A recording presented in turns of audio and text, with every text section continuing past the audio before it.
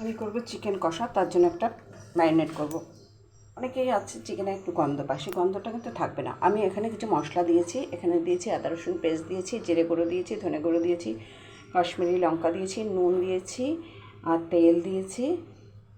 আর দেবো হচ্ছে এই যে ফ্যাটানো টক দই দেবো, বেশ অনেকটাই 100 গ্রামের মতো টক দই দেবো। আর দেবো হচ্ছে এখানে একটু তেজপাতা দেবো। আর দেবো হচ্ছে এখানে হচ্ছে চিকেন কারি মশলা, এটা দিলে দারুণ খেতে হয়। এটা কিন্তু ভালো করে মাখতে হবে, 5 মিনিট ধরে কিন্তু খুব ভালো করে এটা মাখতে হবে। মেখে আধ ঘন্টার জন্য, মিনিমাম আধ ঘন্টা আমাকে রেখে দিতে হবে।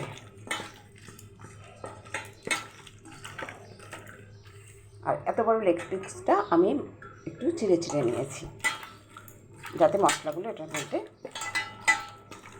ঢোকে। খুব ভালো করে মেখে আমি আধ ঘন্টা রেখে দেবো। এভাবে করলে চিকেনের কোনো গন্ধ কিন্তু থাকবে না।